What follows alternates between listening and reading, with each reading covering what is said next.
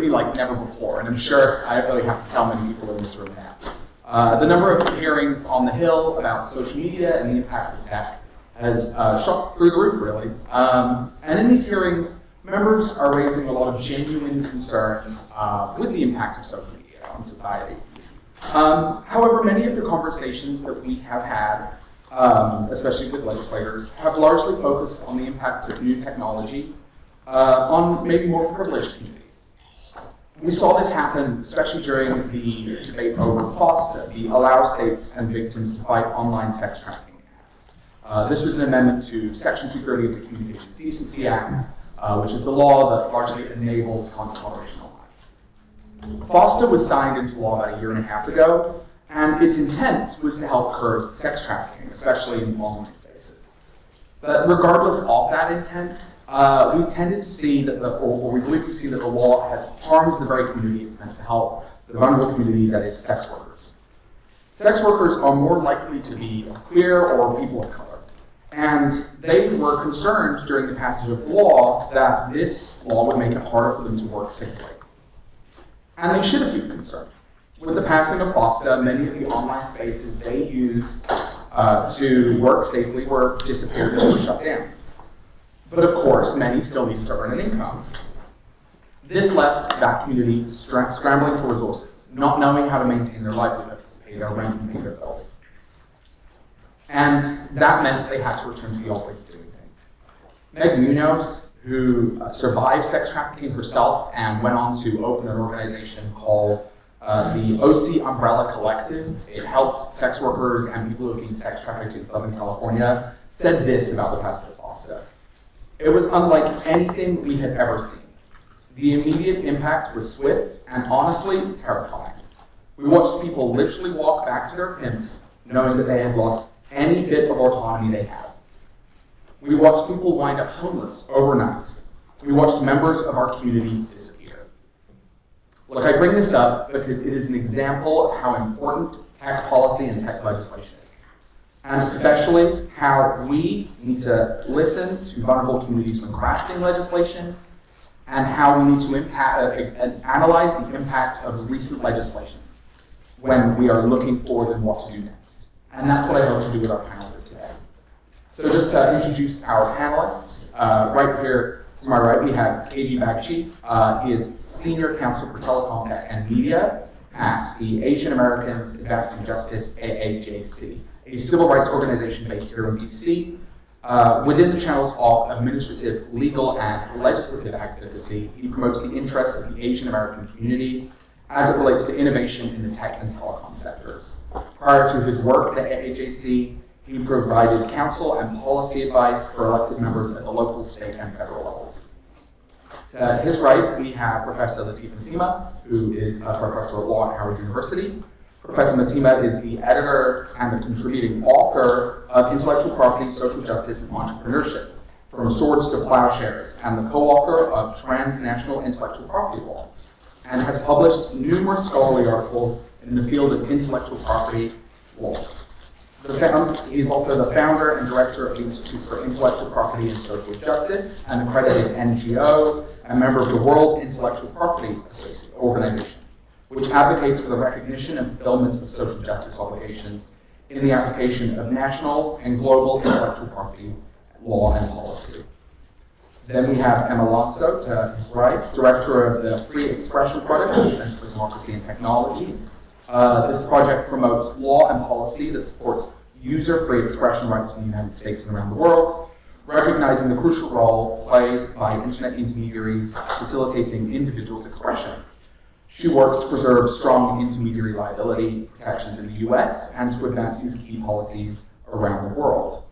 Emma also leads the Free Expression Project's work in developing content policy, best practices with internet content platforms, and advocating for user empowerment tools and other alternatives to government regulation of online speech. The project's work spans many subjects, including online child safety, children's privacy, human trafficking, privacy and online reputation issues, counterterrorism and radicalizing content, and online harassment. Quite a lot. And then finally, we have Kate Morello, who is Policy Director at Engine. Kate works on privacy, security, and intermediary liability, and telecom issues, including spectrum neutrality. Engine. Prior to Engine, she worked on privacy issues at the Electronic Frontier Foundation, or EFF. Before joining the advocacy community, Kate spent years as a tech policy reporter here in DC, including the Politico, The Hill, and at Communications Daily. So to get us started, the 2010s have in many ways been a social media decade. Social media platforms, many were made in the 2000s, but have really realized their potential this decade. So, KJ, how do you think that this decade, through social media, has benefited less privileged communities, and what challenges do you think it's created? Yeah, so thank you for inviting us to be part of this important discussion. I think there was a hearing on Section 230 just last week, right? So it's a very timely discussion. I think for communities of color, the innovation of social media has been a boon in the sense that it makes it easier to organize, it makes it easier to communicate, to be part of your culture in some ways, especially when we're speaking of the Asian American community. And on top of that, you need diversity, right? When communities of color understood that Hollywood was not going to hire folks who look like us, we went online and created our own content. And you see that with Lily Singh, who had a YouTube channel. You saw Issa Rae, who now has a show on HBO. Again, individuals who started their programming online. But on the other side, everything that exists offline does also live in the online world. And so all the avenues of voter suppression, keeping folks away from their housing opportunities, employment opportunities, we've seen that as well in the social media world. And so that's why you have folks like us on the panel trying to sort of keep that balance, keep those conversations with tech and telecom companies as they develop their own internal policy. Absolutely. Professor Mtima, I'd love to hear your insights here too with your experience in IT as well. Yeah, well, I think that to echo some of what KJ said, I mean, certainly for certain groups, to use your word, it's been a tremendous boom. I mean, I'm probably one of the oldest people in the room here. I'm old enough to remember when there were only 3 television networks, and I can tell you that pretty much none of them had any sort of like Black, Latino, Asian programming. I remember in those days, in the late 60s and early 70s, there was Gil Noble and Like It Is. You can ask your parents about that. They used to be on Sundays, and that was the 1 hour a week in which they talked about African American issues. I think PBS had something called Tony Brown's Journal, and that was also like infrequent. So what you're seeing today with the explosion of the internet of just a broad variety of voices and expressions and unique viewpoints, that has been fantastic. As KJ pointed out, opportunities to spread the word about information, about developments, about important issues. I mean, movements, whether you're talking about overseas, from the Arab Spring to right here in the U.S., Black Lives Matter. I mean, in the 60s and 70s, those movements would not have grown and they would not have flourished as quickly and as pervasively. So the internet has provided that. But I think that also, it's not just been this is how minority communities can express themselves and share their views more widely. That's certainly been one aspect of it. But I think the other piece of it that oftentimes gets overlooked, it's also been a great way for minority communities to see some of the positive things and some of the positive advances that have been happening in our society. I mean, if someone is able to say, hey, listen, I was able to go back to school and do X or Y or Z, or here is a new movement or a new perspective in arts and theater, or here are some successes that some creators are having, some people in the political realm are able to do some new and important things, or here are some great ways in which you can uplift yourself, or you can participate either on political topics, and here are some of the positive receptions that people have gotten. People have started new entrepreneurial endeavors. People have had lots of ways to see that what maybe, say, 50 years ago, if you were a person of color and you looked at the American social landscape, and for most of those people, you saw hopelessness, you didn't see very much opportunity, and you moved into negative things because you thought that was all that was available to you. One of the great things about sharing perspectives on the internet is that yes, there can be the great call to arms. Here are things that we got to do. We got to organize around. We got to deal with negative things, but also it's a wonderful opportunity to hear about positive things and to have people who were in marginalized communities and marginalized groups have a different perspective on the American landscape, and to see something hopeful and to see something optimistic, and we can share that too. So the ability to share these perspectives, it's not only been uplifting, but it's also been a positive force in terms of integrating groups that were on the periphery more so into the American landscape, and I think that's been another great benefit as well. Okay, great. Emma, you do a lot of global work, and what do you think the picture kind of looks like on a more global scale? We see a lot of the social media companies and online platforms that started here in the United States, though not all of them, and how would you compare what that kind of societal changes look like over here compared to, say, Europe? Sure, yeah, I think there are a lot of the same conversations happening here in the US and in Europe and in many other parts of the world around both the opportunity that we're discussing that the internet provides for speech, for organizing, for participating in society, and a question of how do our societies also respond to the negative uses of the internet that people make. The internet really is a tool, and the internet is a combination of a vast number of different services and websites and apps and platforms, and can be used in a lot of different ways, many of which are extremely positive, and then obviously some of which can be extremely negative. So we're seeing a lot of the same kinds of debates around the role of internet platforms and different kinds of companies, social media companies, search engines, DNS providers, web hosts, you name it, happening in the European Union right now. They're also considering what their overall intermediary liability protections law will look like. But I think one of the biggest challenges that I have seen in looking at these issues, both how they play out here in the US and in Europe, is that when we talk about things like content moderation and like the kinds of laws and policies that actually apply to the speech that is on these platforms, there is nowhere close to global agreement about what the right standards are.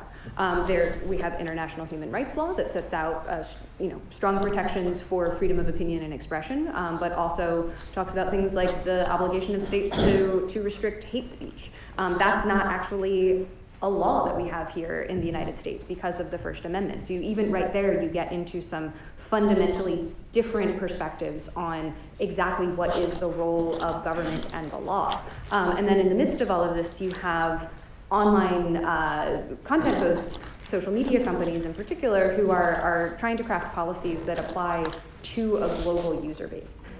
This is an extraordinarily challenging task because so much of what we're looking at when we talk about hate speech or harassment or what counts as propaganda versus political speech is extremely finely nuanced, or can be, and can really be determined by what are local conditions, local culture, historical precedent, language differences, just differences in how people from the same cultures use their language. The questions of what are the bright lines that we can draw get very, very blurry very quickly.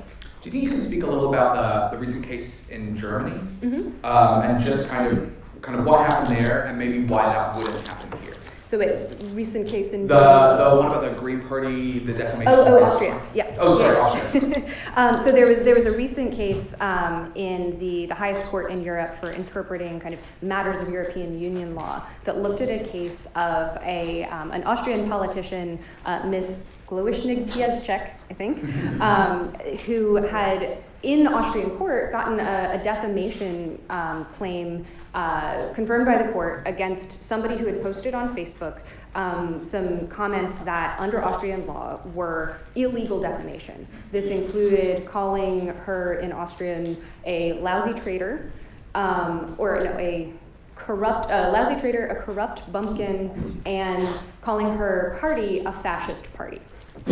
In Austria, those terms, and especially the particular language used in Austria, carried an enormous amount of like social historical weight about the role of fascism in Austria, calling back to World War II.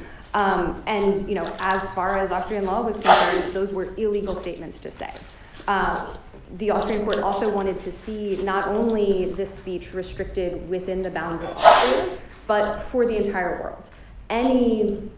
Anybody posting these same comments or comments that were equivalent to these comments under the ruling of the Austrian court needed to be taken down by Facebook, not just in Austria, not just in Europe, but around the world.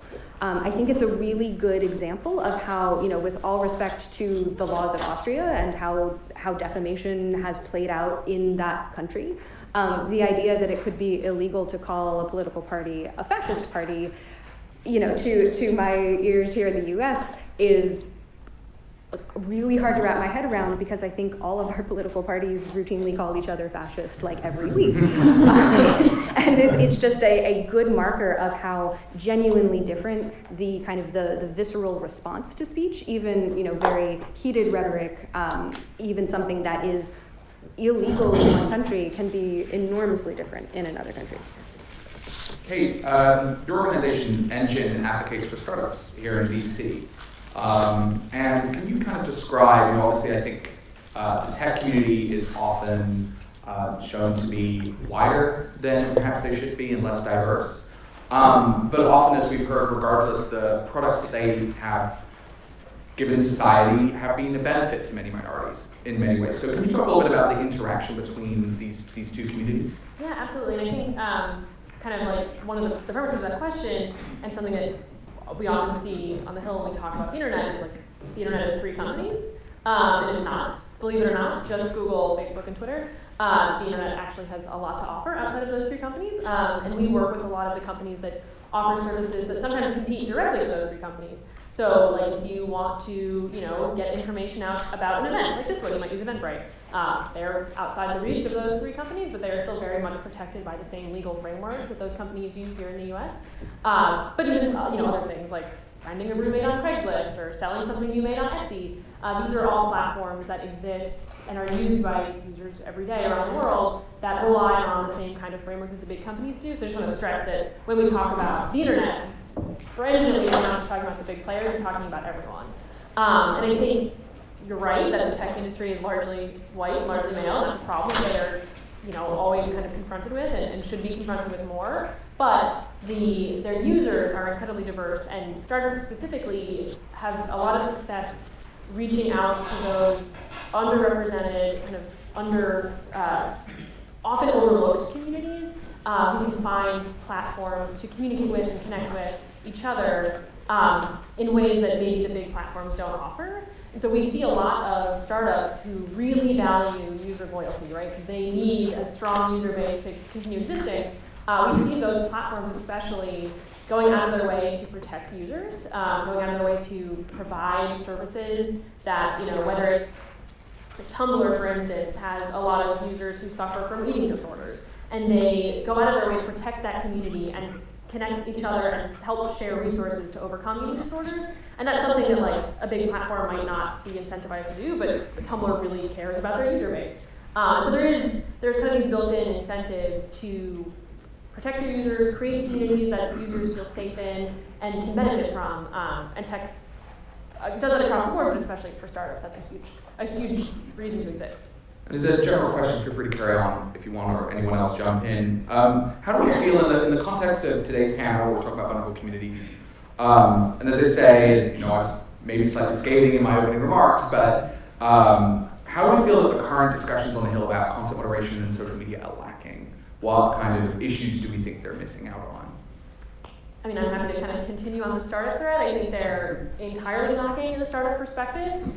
Despite the fact that I am here saying this, I think lawmakers tend to think about the internet as being the big three companies, and that's really unfortunate because everyone follows the rules that Congress sets for the big three companies, and that means that internet users around the world have to be bound to those rules too. So I would love to see Congress think about not just that one tweet they're really upset about or that one Facebook post that went viral, but all of the other ways we use the internet to connect with each other every day. And that's not just speech, right? That's not just videos, that's e-commerce, that's dating sites. Like there's so many ways that the internet has connected people who have benefited from being connected. And when we just talk about tweets or YouTube videos, we're really missing a lot of the good the internet has done. I mean, one thing I would love to see a better sort of understanding of and grappling with is the technology that underpins all of these questions that we're talking about. You know, when we think about content moderation and how can platforms restrict negative or harmful or even illegal content on their platforms, a lot of times we see the conversation immediately sort of shift over into talking about automation and, you know, filtering, and we need companies to do more to kind of proactively go out there and find the bad content and take it down. And, you know, to be clear, a lot of different kinds of services do some amounts of automation in trying to deal with, especially things like spam or blocking malware.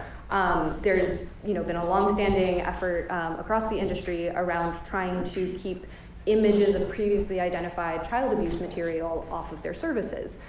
There are some things that some kinds of filters can do pretty well, but there's no magic tool that finds all the hate speech or finds all the harassment, not the least because we all don't have a rock-solid, lockstep agreement about what counts as hate speech and harassment.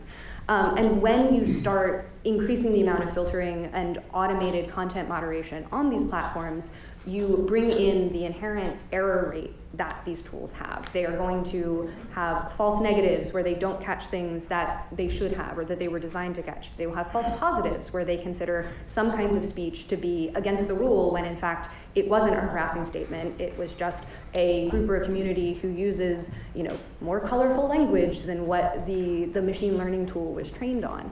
And when you start using automation, the people who are already kind of at the margins of whatever the tool was designed for are going to be the people who fall into that error rate. The kind of the role of automation in further entrenching certain perspectives and marginalizing already disadvantaged voices and speakers is a really big concern for me, because it's a direction I see so many of these conversations going as people really try to struggle. How do we get our arms around the enormous scale of content online? Yeah. Actually, I'd like to pick up on that because I agree with you 100%. I think this tendency to sort of try to identify a silver bullet that's going to get all the bad speech out and keep all the good speech in, I mean, it's unrealistic. It lacks nuance. It lacks sophistication. I mean, you know, someone earlier said that many of these problems, they exist not only on the internet, they've been with us like forever, right? We've always had speech. We've always had protected First Amendment speech. We've always had what I like to call bad speech, right? Bad speech is things like defamation, right? That's always been illegal, right? Assault, right? Lay people tend to think that assault is when, no, that's battery. Assault is when you threaten with words. We've always had assault, right? We've always had fraud. Like, we've always had bad speech that was not only not protected, but was illegal, right? You don't have the right to say this stuff, right? And the thing is, we've always dealt with that without a silver bullet approach. We've always said that, hey, we don't have to say, oh, goodness gracious, we got to get rid of the First Amendment because there are people out there lying and cussing and threatening people. No, we've always said the First Amendment is really, really important, right? In fact, that's part of the way in which we tackle bad speech, by people coming out and speaking the truth and pointing out counter perspectives and broadening people's understanding by seeing that there are other communities and other things to consider. But by the same token, we've not been afraid to take specific steps to deal with bad speech, to focus in on that in a more surgical way, to pass laws that deal specifically with that, and to place the responsibility on lawmakers and policymakers and other commercial actors to sit down and to roll up their sleeves and to do the hard work of sifting through speech and distinguishing between stuff that is just controversial, which is protected by the First Amendment, and stuff that is actually illegal. Obviously, there's no button that you can press that's going to be able to do that, right? to sit down and you have to approach it with a level of realism and sophistication. And I think something else that really is important, it's probably not a bad idea if the major actors who are going to be tasked with that responsibility to do this in the private sector, I think it's probably not a bad idea if they have more and more meaningful conversations with groups and entities who've been doing this for a long, long time, right? In other words, and not to just single out the civil rights space, because there are other spaces as well, LGBT community, increasingly the Latino community, other groups that have had to deal with how do you identify, call out, and tackle, hate, violence, incite to harm other people. How do you identify that stuff and deal with it and stamp it out? Because it's never been legal in our society. It's never been accepted in our society. And there are some groups that have been dealing with this, for over 100 years, because for these communities, this type of attack, it really is an existential threat, right? This isn't just you've said something that I don't like. No, you said something that said I shouldn't exist, right? Or I should be locked up, or I should be penned up, right? This is the kind of speech that has led to, historically, this is the stuff that was the precursor to the Holocaust in Europe. This is the stuff that was the precursor to McCarthyism and the blacklisting here in the United States. So the thing of it is that, we gotta kind of push back from this, let's relax and let some button do it for us. Let's sit back and let's look at this intelligently and maturely, right? It's not always easy, right? But there is a difference between stuff that's controversial, my opinion is X, Y, Z, and then my literally calling people to say, let's all get together, identify some people that we don't like, and let's kill them. I think we're really talking about two different types of activity, and we shouldn't be afraid to stand up and tackle the really, really bad stuff. And we should understand that the tech communities are made up of people, and they have no greater capability to press a button and eradicate that stuff than do the rest of us. Can I pick up on that? So, from the civil rights angle, for an organization that represents a constituency of color, I think the idea of content moderation, what's not brought in enough into the conversation is that content moderation is literally a matter of life and death for some communities. You saw it in Christchurch with a shooting where 51 folks were killed. It was streamed online, and then months later in El Paso, you saw another, again, ethnic-focused killing, and it's clear. The shooter made it very clear that he was inspired by what he saw at Christchurch, what happened at Christchurch. And then literally a week later, you have another shooting in Norway, where again, they're citing these sort of white supremacist activities that are proliferating online.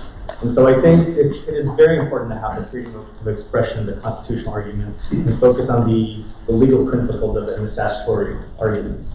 But what I don't see enough of in hearings or other conversations is the fact that there are actually individuals who are losing their lives over this, and there's active misinformation is sort of, it's a word that's thrown out a lot, but beyond life and death, misinformation is literally pushing people to not be part of the process, the electoral process. They're being pushed to not take part in the census because they're being told that only citizens can take part in the census. And so that, again, hurts these vulnerable communities we're talking about. So I think when we talk about vulnerable communities, making sure that we identify actual incidents where there was a sort of where tech was part of the proliferation and how content moderation should be looked at and reviewed in a way that actually reforms. And there's not going to be a silver bullet. No one's calling for that. And AI is definitely not the end-all-be-all solution to it. But these sort of impact, I think we see our policymakers actually looking at who the victims are. It brings good conversation. I will also add that I would argue that there's no real-world example of good content moderation reform, right? Stuff also, the exact communities that they were meant to protect are not being protected, right? And so I think these conversations have to be nuanced. You have to bring in the vulnerable communities, but it has to be taken in a way that you're playing out and listening to the advocates. And the advocates for that community came forward and said, this is not going to help us out. And Congress again moved through that quickly, and those are the sort of the elements I think we need to have in the conversation moving forward on content moderation. Okay. Yeah, just before I move on, from now I'm happy to take questions during the panel as long as they're on topic. But if you'd like to ask a question that maybe we're not talking about right now, we will also have a Q&A section at the end. So if you'd like to leave that for them, if they're not on the topic we're talking about right now. On diving deeper into a little bit the issue of content moderation and how it happens, hey, I think we've heard a lot in DC from the larger tech platforms right about how they moderate content. They've been pushed on really hard. Can you talk a little bit about what content moderation looks like, maybe in a more general sense, for a lot of different companies? Yeah, absolutely. So I think, like I said, when the conversation is kind of dominated by the big companies, you hear like, AI should be the answer, human should be the answer, and like, if you look at what the big companies are doing. Last year, Mark Zuckerberg told Congress they were about to hire 10,000 content moderators. That's a lot of people, obviously. And Google has said publicly that they spent $100 million on Content ID, which is their copyright infringement catching tool for YouTube. And neither of those systems work perfectly, right? Like Content ID regularly flags the wrong thing. In fact, just this week in the New York Times, there was an op-ed about how folks who are documenting what's going on in Syria are constantly having their stuff taken down on YouTube because the algorithm just doesn't get it right. It thinks this is something else and it removes it. And even 10,000 content moderators outside of kind of all of the coverage Facebook has gotten for how their contractors deal with it, 10,000 people still will not be able to look at everything that gets posted on Facebook. So when we talk about what the big companies are doing, I think it's a really important baseline to note that no one else can do that, and it doesn't even work. It's like a step in the right direction, and they're certainly trying, and they can be doing more, and I'm sure we'll announce at some point that they're doing more, and they constantly try to improve. But what Facebook is capable of doing is not what most companies are capable of doing. So when we look at startups and small platforms, they will never be able to hire 10,000 content moderators. They will never be able to spend $100 million on a tool that works okay at best. They have to rely on their users to flag things. They have to rely on the small team of content moderators they have. They do rely on some tools. We were talking about what tools are out there, and there's kind of a small universe of filtering tools available, and none of them work perfectly.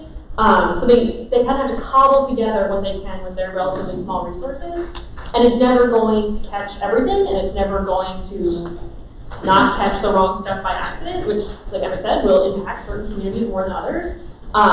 So the conversation on content moderation for us is very different than it does for Facebook or Google. And when we talk about well, they should be doing more, yes, and they are, and they will never get it right 100% of the time. It's just not possible. A computer will never, an algorithm will never be able to tell if something is, hate speech or parody. You can't tell if something is copyright infringement or parody, or if it's protected by fair use, or if it's something is being shared for news gathering purposes. And so asking the companies to kind of always do more misses the point that that finish line doesn't actually exist. There is no perfect content moderation, and there's certainly no perfect algorithmic content moderation. And the small companies who are trying to do this are doing it with severely fewer resources than the big companies, and they will face the same consequences for getting it wrong as the big companies do. Well, and just to throw or add on to that, there's also no one-size-fits-all approach to running a constructive online community. I think one of the things that people miss sometimes in these conversations is if your model is kind of a massive general audience social media platform that's trying to be welcome to all people, or trying to be a massively public conversation at all times, that has a role, and obviously that's super appealing to literally billions of people around the world.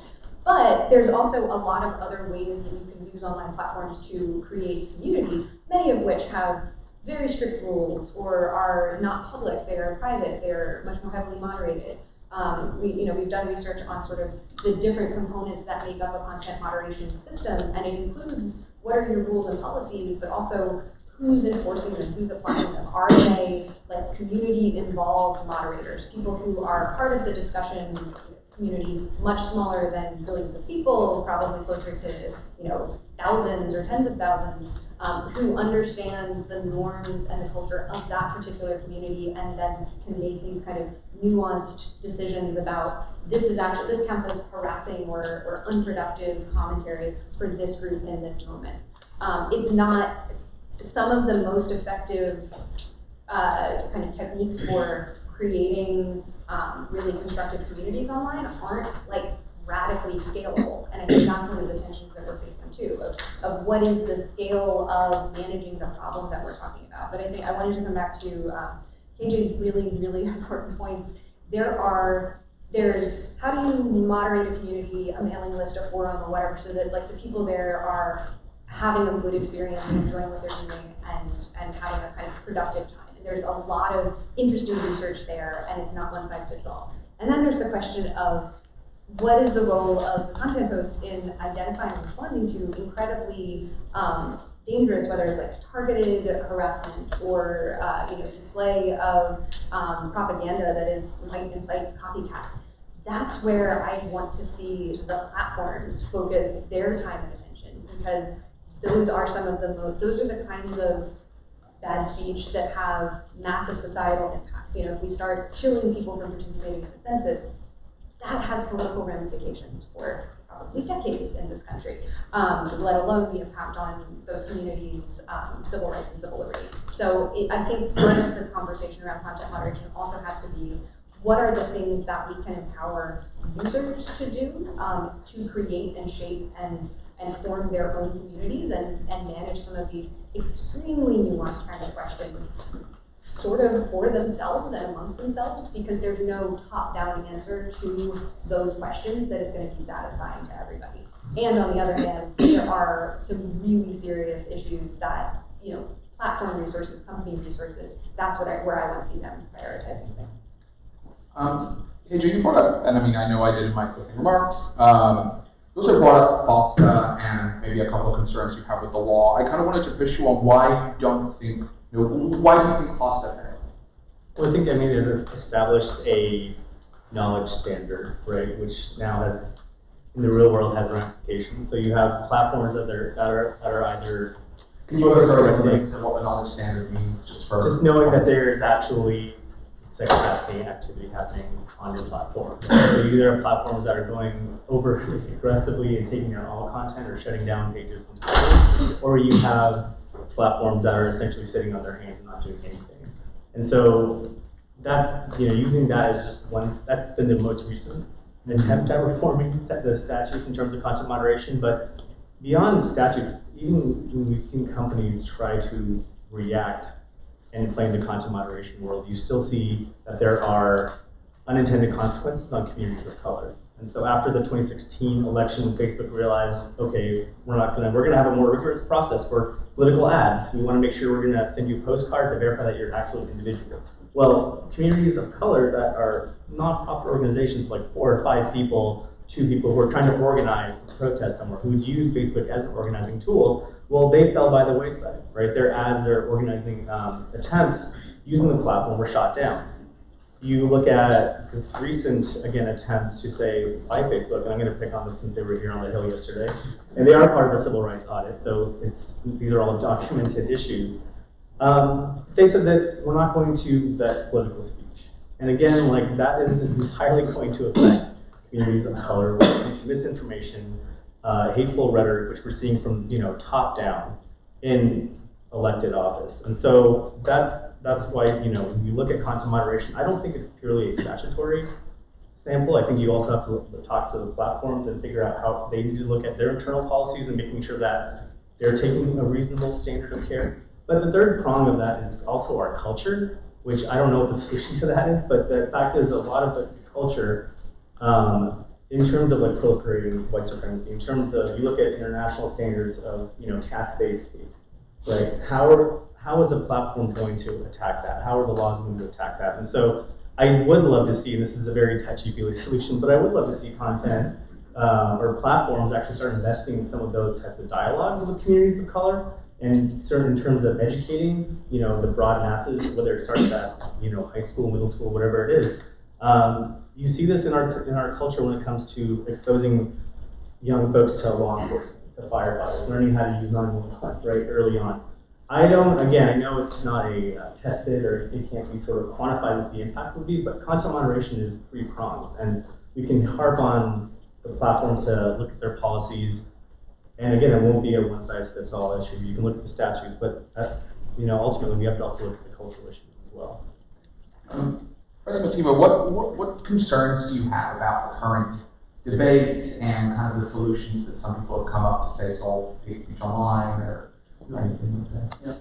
I mean, I think that one of my biggest concerns is that we kind of get, because we're in such a polarized place in our society today, we kind of get tangled up in not recognizing that first, generally speaking, we all kind of agree on what needs to be done, meaning that, yeah, there's some harmful stuff out there happening on the internet, we need to bring that in. But that we have lots of different views as how to do it. Okay. And that's kind of what we've been talking about, right? Okay. And so that's the first thing. Oftentimes, what happens is that instead of continuing to focus on, well, we generally agree. We know in some close cases it's going to be difficult to figure out, you say tomato, I say tomato. We know in some close cases it's going to be hard. But generally speaking, we agree on what needs to be done. And then to just sort of make the picture more murky, some people toss in, oh, maybe we don't agree on what should be done, by pointing out to close cases or pointing out to controversial speech and saying, oh, you want to get rid of that too. And that's just needlessly confusing the situation, right? Because people really aren't. That's not really what people are concerned about, right? Putting aside some hard cases, I think most of us agree, there's just stuff out there in which, like some of the examples that you gave, KJ, and pretty much everybody's going to agree, this is what we need to target, this is what we need to get rid of, right? So you focus on the how. Now, as we've discussed, the how is really very difficult. And one of the things that I think, KJ, you were right to point out, that we aren't focusing enough on which hows can have a disproportionately negative impact on those whose voices are already not really being heard, right? And that, for me, one way to deal with all this is to say, okay, let's just make all the platforms liable for what people say, right? That will, of course, shut down lots of conversation. Right? Well, problem solved, right? There's a whole lot of stuff that people just aren't going to say. But look at, in terms of unintended consequences, look at what that would likely bring about. Folks who are trying to scare people from participating, for example, in the census, have lots of ways of getting that message out. They don't have to rely on the internet. They don't have to rely on these platforms. It's everywhere. Right? You just have to, talk about immigration, right? You just have to talk about people formerly incarcerated people,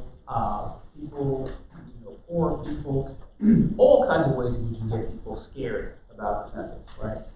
But look at the folks who would try to counter that, to say, listen, don't be afraid. This is why you need to participate. This is why this is going to be helpful to you. Let me at least provide you with facts and information. Well, a lot of those groups, one, they're going to be the smaller groups, right? The groups that would have relied on these types of platforms that now don't exist, right? Because we took the sledgehammer approach. We said, because you can bet dollars to donuts, and if we say platforms, you're going to be liable. So you better hope nothing bad slips through, because it's going to be on you. Well, obviously, you know what a platform is going to do, right? Anything that seems in any way, forget about it, right? The marginalized speakers, because we know, first of all, half the time we don't really understand what those people are saying. We don't have the context, right? So it's sort of like, I don't know, that seems kind of icky and threatening. Okay, shut them down, right? Secondly, okay, this guy, maybe what they're saying is not so bad, but we know they're not going to have the resources to indemnify us, so shut them down, right? And then The final part to that is that for those are the groups who are most likely and most effectively going to be saying the things that counter the misinformation, right? In other words, okay, I know you hear everywhere to be afraid of the census. Okay, first of all, you know me, so listen to me, right? But now I'm gone. Two, you know me, and I put this in a context that will speak to you, right? I understand what your history has been. I understand the impact in your community of not being counted, of not being included. And I can put this census question in that context such that now it will reach you and you will stand up and say, yeah, you know, I really do need to participate. So the very speaker that is in the best position to most effectively counter the incorrect information that has so many different outlets, those are the people, those are the voices that are going to be the first to be silenced. That's going to be the content that's going to be the first to be removed. And so what you've done with this sort of blunderbuss, let's just make everybody liable, so they'll shut everybody down, you've actually empowered the bad speech, and you have weakened and all but diminished the most effective counter speech. And that's what I think is getting lost in this. Well, let's just shut everything down, let's just make everybody liable. That type of nuanced approach is what's missing, I think, from the current conversation. Yeah, and I think we already see that power imbalance problem in the copyright context. For like very quick background, I'm not at all an expert on this. The Digital Millennium Copyright Act basically tells platforms take down infringing speech when it's flagged for you, and you will not be held liable for copyright infringing content on your platform. And that's why differently to non-copyright stuff, right? So Section 230 applies, and copyright is a separate. Two separate laws. Don't let me tell you the same thing or not. And in the DMCA context, we have seen like DMCA trolling, where people will say, I don't like that video because it's not flattering to me, and so I'm going to file a DMCA complaint so Google takes it down. It might not be infringing, it might be, maybe it is copyrighted, but it's fair use. Like, there are plenty of reasons why it should exist, but because it is easy for a big company, a government, you name it, it is easier for one of those big entities to navigate the DMCA takedown process. It is much harder for the protester who uploads the video, the reporter who is sharing something for news value. It's much harder for them to navigate the appeals process. Stuff like speech like that is silenced all the time, and that's an example of that power imbalance playing out in the current context where we do have protections in place and platforms are trying to do their thing and don't have to worry about liability. The DMCA provides a couple of really good examples of that. So look to that as where that can already happen. So I think obviously we touched a little bit on content moderation, like the legislative structure or the legal structure here. And with that, obviously Section 230 is a part of that. Copyright's exempted and runs by the Digital Millennium Copyright Act. But in general, I think that there is a feeling among many on the Hill that platforms should be more liable for the content that they host. And I mean, this is an open question, and let's take it. I know there might be some disagreement on the panel here, and I really invite that. What do you think might be the benefit of that approach? What are the costs of that approach? And I'll leave this as kind of like the last main question I'll ask. If that's not the way to solve the problems that we are recognizing online, what might be some alternative solutions that we can provide? And whoever wants to take that first, feel welcome. Well, I would just stress, I think, like, something that we hear a lot on the Hill and even on the panel, if it's illegal offline, it should be illegal online, and luckily that is true. That is already the law. CDA Section 230 does not say a platform can commit federal crimes and be free of charge. Like, that's, if a platform is involved in the carrying out of a federal crime, they will get in trouble for it. And we saw that in Backpage. So Backpage, you've heard of it, this notorious website that was used almost exclusively for sex trafficking. And that was the kind of reason that we had to pass SESTA. And Backpage was actually taken down before SESTA was signed into law. Backpage was already violating federal criminal law, and they suffered for it. I don't know why it took so long. That's a question for DOJ. But Section 230 230 does not allow you to commit crimes, and I think that's something that often gets lost. So when we talk about the difference between liability, that is an important. Section 230 does not provide liability for federal criminal laws. So as far as consequences of changing liability framework, I think the point that Kate had made about the DMCA, the Digital Millennium Copyright Act, is a really instructive example. Because pretty much any time looking at either laws or even company policies around content removal, if there is a way to get content to come down, people will use it for all sorts of things. And people will abuse those tools to go after speech that they don't like. We've seen it in DMCA with people filing false DMCA takedown notices. We see it all the time with companies' content moderation systems of people, targeting others for reporting, hey, you're not using your real name or your authentic identity on Facebook, so I'll try to target your account and get you taken down for that. Or just hoping that the breadth of a company's policy around hate speech or harassment might sort of sweep up other speech and enable you to get something down that you just don't want to see on the platform anymore.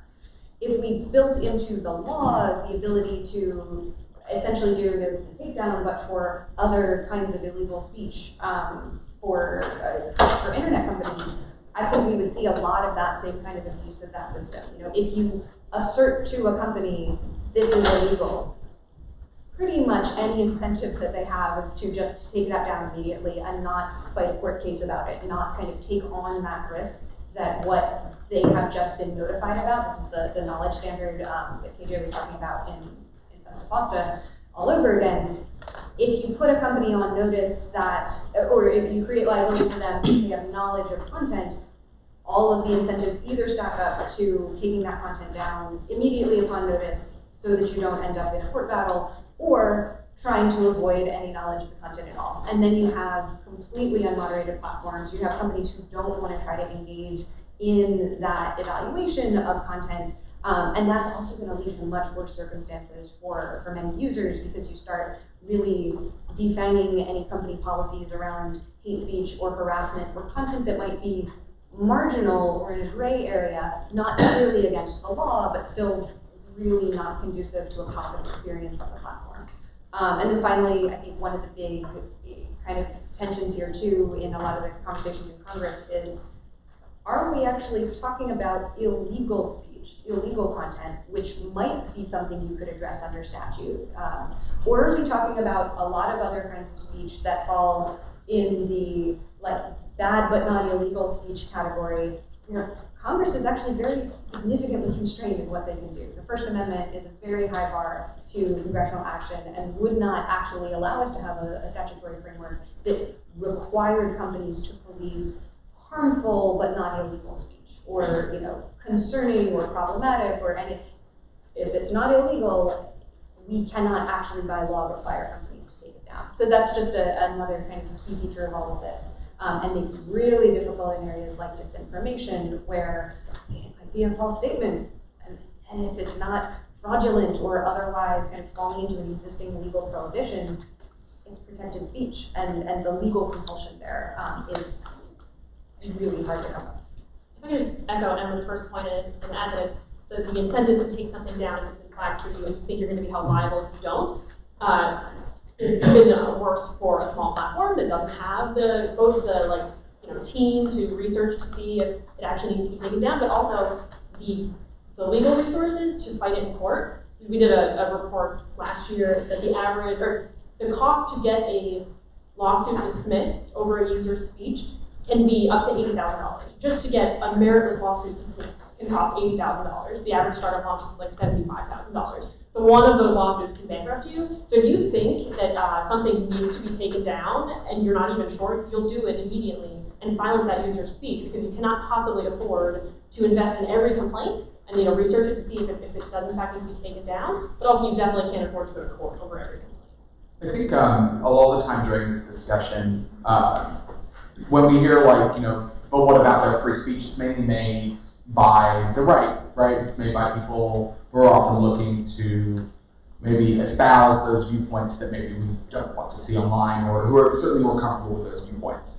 I think one thing I would personally just like to put forward, maybe as a moderator's privilege point, is just that often when historically free speech has not been a conservative or a right-wing, should I say, value. It has been often the marginalized communities that have relied on free speech more than privileged communities to be able to say what they need to say. I am a member of the LGBT community, and at many points throughout history, there have been situations where people have argued, well, why doesn't this community just do as we think they should do, follow the law, and then we can have a reasonable discussion. And I think a lot of the time when we hear, okay, but restricting speech can help protect vulnerable communities, it's often not, the point is not clearly made, and I think the panelists today made a really good go of it, but also, a lot of the time, free speech is the very thing that vulnerable communities rely on to be able to make their political points, to be able to make themselves heard. And when that speech has, and that's often talking about political minorities, also looking at other vulnerable minorities or groups such as people with drug addiction problems or anything like that. And often the groups intersect, right? A certain level of intersectionality there. We're seeing people looking for addiction help online, and maybe some of that content is, as you recognize, is it legal to say like, hey, I have this addiction problem, what do I do?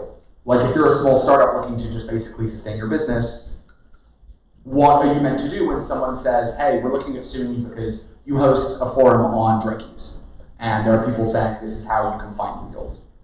Like, you're just going to take that down, and maybe that is really valuable speech for that group. But there is obviously harmful content in these groups, as you recognize, and I think we'll touch on it a little bit more, but I would love to hear maybe some really concrete, if possible, I know it's really tough, examples of maybe non-liability oriented solutions here. Like, there are obviously some cultural conversations, but is there something Congress can do in this area? So there are two, and I would say from the outset, anyone who proposes completely repealing Section 230, I think that's a very foolish move, because a lot of what we have, and NetChoice did a great job of, I'll give a shout out to your handout, of explaining, like, just on a daily basis, like how Section 230 is part of our lives when we use the internet. Two proposals that have been put forward that sort of talk about reviewing Section 230.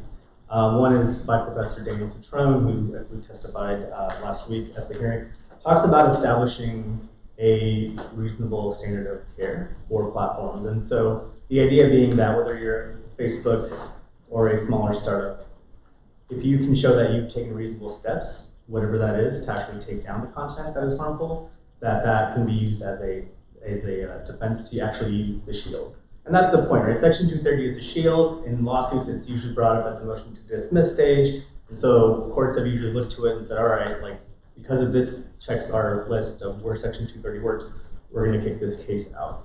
The idea of actually creating a standard of care is one proposal that's been put forward. The other is that I think public knowledge talks about is where you actually have platforms that are actually eliciting bad behavior or they're monetizing, there's monetized content or ads, to actually create, again, a duty of care there for the platforms to look at, like, look, you as a platform are paying this individual, or you were getting paid by the folks who are putting this ad up, it might be worth, right, a duty of care to actually look at that content. The other is where platforms play an active role in promoting content within their own platform. What role, again, when you actually have affirmative actions or affirmative steps being taken by the platform to benefit from bad behavior, establishing a duty of care there. Now, these are just proposals that have been put forward, but I would argue that 230 is definitely worth reviewing, given the fact that the status quo is not working. And whatever that means, and ensuring that stakeholders from all perspectives are brought into the conversation is important. And yeah, I think these are just two conversations. I know there are much more out there. Those are two ones that for AAJC has been worth reviewing. Well, I think part of the problem is that we're sort of in this binary perspective, which is probably not terribly helpful. And by that I mean, currently the conversation is like, well, currently platforms are not liable, we've got problems. Make them liable, problems go away. That to me is sort of a false binary, right? There's nothing, to substantiate that make them liable, all the problems go away. We know that it will shut down law enforcement. We know that'll happen. I don't see how that will necessarily make all the problems go away, because you still have the problem of the how, right? Just because now I'm liable doesn't mean that I'm now going to have the capability to first spot illegal stuff, right? I mean, forget about it. If you just outright illegal stuff, that I'm going to be able to spot it, and two, I'm going to be able to spot it in time, right? And then three, even if I take reasonable steps and I take it down, right, it doesn't mean that the harm hasn't already occurred. I think if we go back to why we have Section 230 in the first place, it was because we recognized that we had this new technology that could finally create a public marketplace that everybody could have access to. And so we had to make a decision. Do we really want that or no? Because if we really want that, then it really means that everybody's going to have access to it. And everybody's going to want to stand up and talk about whatever they want to talk about, including their cat videos. Right? Everybody's going to have a chance to do that. Right? And the only way to make that happen is to say, okay, Section 230, no liability, let people talk. Right? So now we've seen how far that has come. We've seen that for the most part, that has worked out pretty well. For the most part, right? Because the internet has flourished, people talk, people exchange, and now people like the internet is like where people go to find out everything, right? Sometimes it shouldn't be, right? It's on the internet, it's true. But the thing is, now we know there's a source out there, right? I mean, sometimes I'm looking at like, you know, I watch a lot of like old 50s and 60s, stuff from even before I was born, which is they even had TV before this point. And, you know, something obscure occurs to me. I'm too lazy. I don't even get to go to my laptop. I look at my phone and I go to the internet and I ask it a crazy question and I get answers, right? So we know that for the most part it has worked. So now what we have to do is, for the part that has not worked, okay, how do we deal with that? One, jumping to, okay, let's just go to liability. To me, that just doesn't make sense. That's just unraveling the entire structure that has worked for the most part so well. I think that we need to move from this liable versus no liable. I like to think more of as a middle.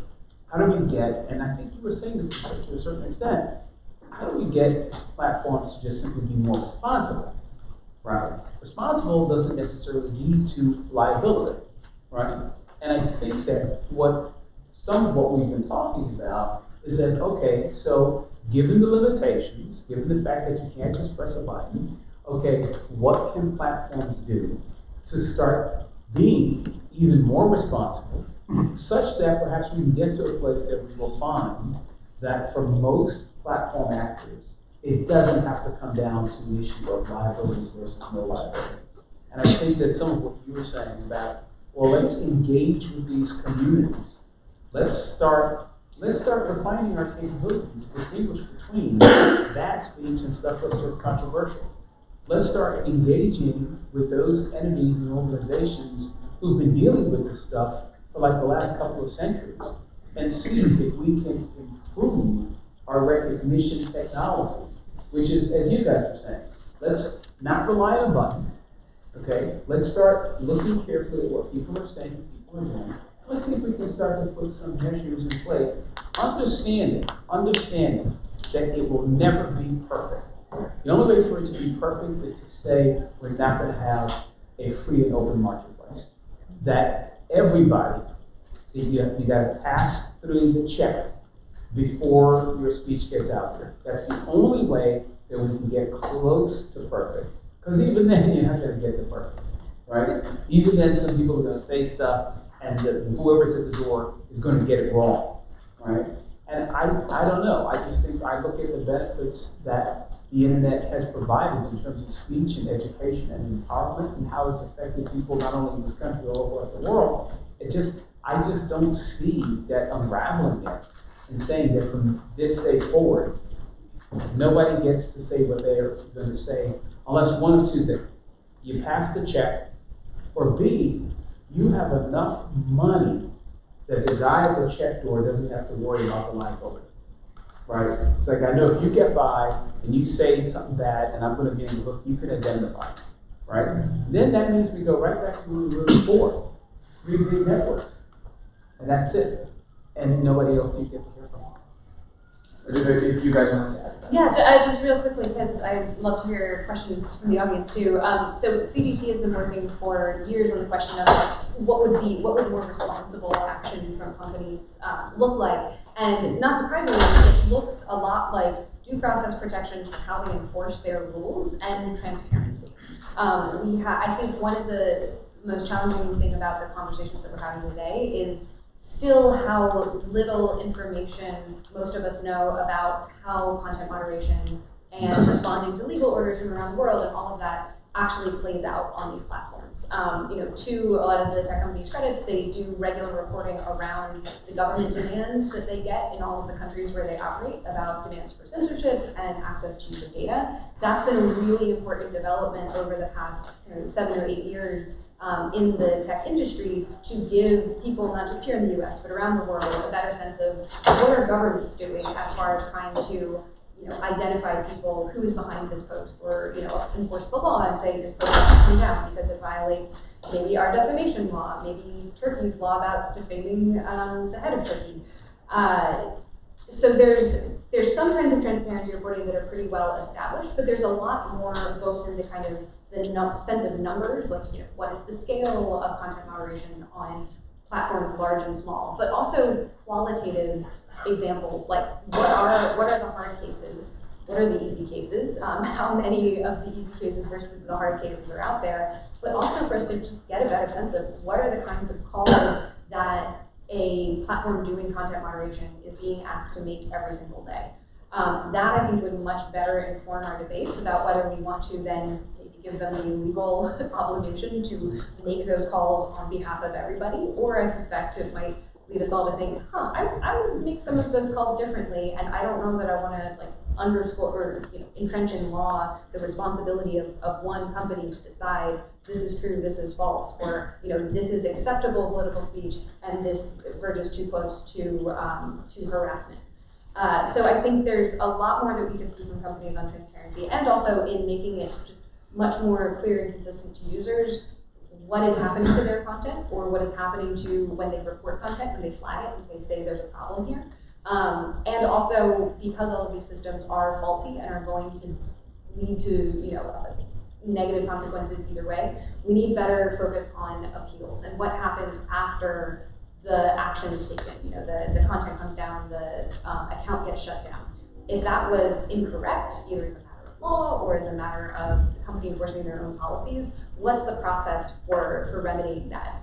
A little bit bigger picture, what does it mean for companies to kind of make errors in different ways on these different questions? What does that do to who has a voice? What kind of information is out there for us to access? So I think there's a lot more that we could see from companies, but I very much echo Professor Mtima's comments about the moving it into a liability framework actually really shuts down a lot of the conversation and exploration that I think we still need to have in this very complex topic. Just very quickly on the question of legislative fixes, I think it's also really important to remember that some of the folks who are considered the worst actors exist outside of the reach of U.S. law. So we're talking about things like 8chan, right? That's not, whatever we do here might not necessarily impact what websites around the world do. Also, I think moving out of the liability conversation into the enforcement question is really important. Like I said, if it's illegal under federal law offline, it's also illegal online, and if we need to give the government more resources, if we need to give NCMEC, the National Center for Missing and Exploited Children, more resources, that's a relatively low-hanging fruit. We should be doing that.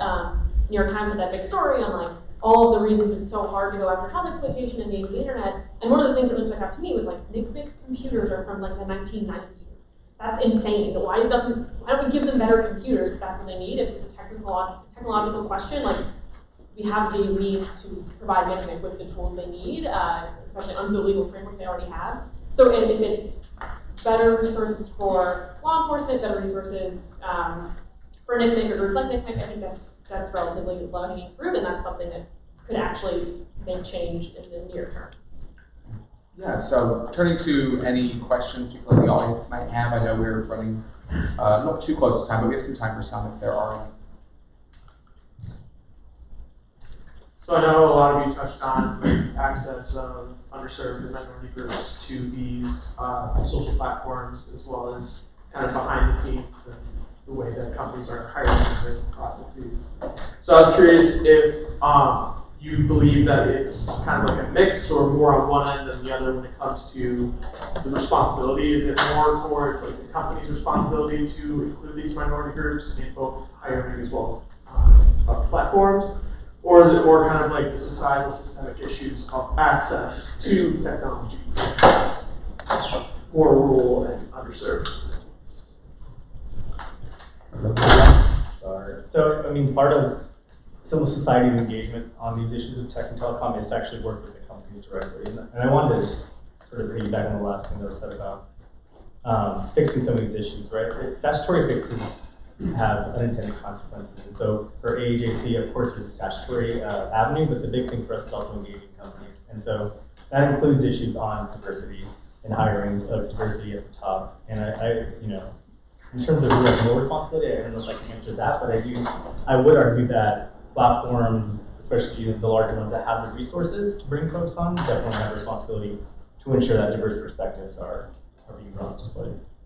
Yeah, I like the fact that you raised the technological access point, because I think that plays a very special role in the diversity and the balancing question.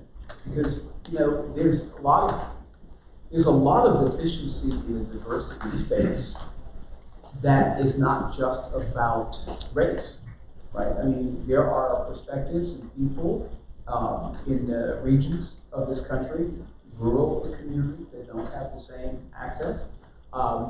They may not be, quote, people of color communities, but they are still marginalized voices. You know, we don't get to hear from them, and they certainly are not. There may be lots of white males in those communities. The white males that are in Silicon Valley, right?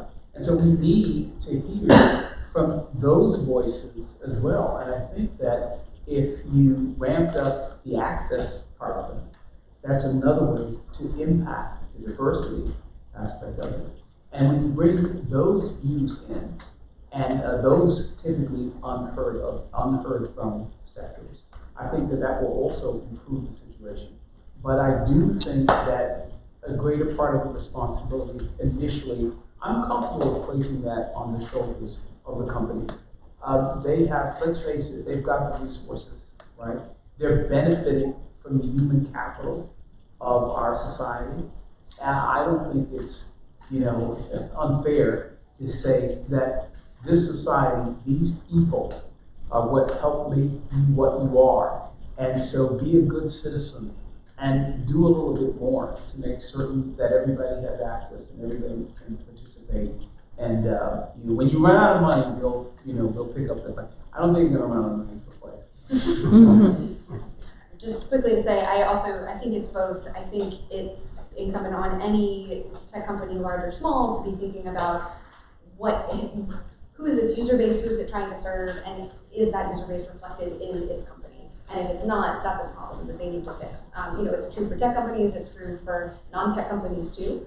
But then I also think about like the promise of the internet in the mid-90s and halcyon days when we thought it was going to be really positive. It wasn't that like ultimately we have a dozen different platforms that we could try to choose between and be frustrated that they're not serving our communities well enough. It was that anybody could create something. Anybody could put something out there that was actually well suited to their own needs. And that's where I think the questions of access and making sure that different communities throughout the country have the tools and the ability and that sense of empowerment of, you know, if I'm really just not getting the social media experience or the search experience or whatever that I want and need, there's still a potential here in this technology for a different way, something that is much more informed by and responsive to my perspective and what I and my community bring to it. So I think that's, to me, that is the sort of the untapped potential still of the internet, is to be truly empowering to so many different kinds of communities. Yeah, just from the access point, I think the Congress does have plenty to do in that space, like whether it's increasing rural broadband, like there are things we can be doing as a government to open up that opportunity to more folks, and we would support that, and we do support that, and I think that's at least one step in the right direction. Do you think one community of color in rural areas that often doesn't reach these conversations or get invited to these conversations that Native American communities do, right? We don't often live in large cities, we do live in areas like Oklahoma, for example. Great question, thank you. Yeah. Years ago, we decided as a nation that hotel owners saying no black people and their ideas about equality was not a form of political speech. Would you consider as a tech company removing the lawful content of black individuals to be itself a form of political speech, or would it be the censorship of constitutionally protected speech, or something else? I'm not sure if I follow. So give me your hypothetical again.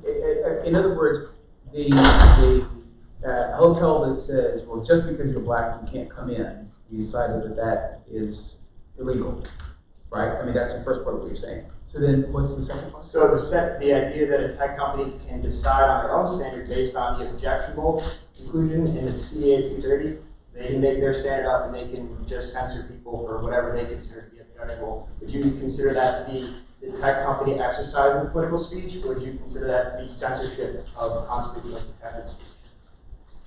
Geez, I'm not quite sure I completely get it, but in other words, if the tech company makes a decision To remove lawful content, lawful political speech. yeah, but see, isn't that what the issue is in the first place, right? I mean, because what you've done is I think you've kind of conflated two things. You've said that the tech company is making a decision based upon the person's identity, which that obviously was not state action, so it's not illegal, but let's just say that that is something that we would not find to be acceptable, right? To say that because you are a black male, or because you are a white woman, or because you are a gay person or a Native American, that's the reason why I'm taking you down. I don't think any of us would be comfortable with that. In terms of the content, right? The content is the issue that we're talking about. So first, if it's illegal content, Lawful content. Yeah, I'm gonna get to that. We're all comfortable with that. Now we get to the hard question, lawful content. The problem is, okay, what is lawful content? Because the thing of it is that there is lawful content that is still nonetheless threatening, okay? And that's the tough decision. But to separate that, I'm talking specifically about constitutionally protected lawful speech, not Yeah, so give me an example. Give me an example of just a content. basic political opinion that was completely lawful political comment that got censored because a tech company believed that it was objectionable. So But then you no, have to nothing, not harassing, not lawful, but is that speech being exercised by the tech company? Would you consider that censorship? Yeah, but see, here's the question. Then you gotta give me, well, why did they find it objectionable? So for example, the speech is stand up and resist, don't take it lying down anymore, right? Why is it objectionable? We have to look into the context, right? The context might be a person is saying that, stand up for your rights, don't take it lying down anymore. You've got rights as a human being and as a citizen. And they're saying that, and in the background, there are a bunch of rifles. Okay? So that's why I'm saying that lawful, why is it objectionable, okay? To just say that in the abstract, I can think of circumstances in which what you're describing, I would have to agree, that would be censorship, right? But then there are other circumstances in which, no, that's really not censorship. The speaker is stepping over the line and being cute about it. And that's what the problem is. So, abstract concept, the mere fact that I don't like the fact that you are a Democrat, or I don't like the fact that you are a Republican, and that's it? No, I don't think a tech company should utilize whatever technological capability it has to take somebody down solely on that basis. That's just identity, right? But if you put it in a context, then maybe it's still on this side, and then it could get over on the other side. That's why it's hard to do It's this. definitely more nuanced. I appreciate that answer. And what I just follow up, sorry to take up too much time, but then would you say that CDA 230 is insufficient to block from some of these concerns like censorship of marginalized communities? Because it does allow for that thing to happen, and you just pointed out the censorship of a lawful political speech of the minority. Well, currently under Section 230, all it does is it lays off on the liability side. Now, you're right, theoretically, you could get to a point in which once a company takes some stuff down, right, we could end up in the scenario that you just described. And in fact, that's what some minority speakers have raised. They've said, hey, listen, you know, and again, it's because it was confusion over context, right? That this young black person who is saying, I'm mad as hell, I can't take it no more, you've got to go up, it's being misunderstood as if that person is speaking with a bunch of rifles behind them, right? So, yes, you could get to that, even though that's not the way that it's supposed to work. And just to put a finer point on it, Section 230C2, the objectionable language in there refers to is the content objectionable to the platform, not is the speaker or characteristics of the speaker objectionable. I think that maybe gets to Emma's points about transparency. It's really hard to know why a platform took something down if you never hear back from them.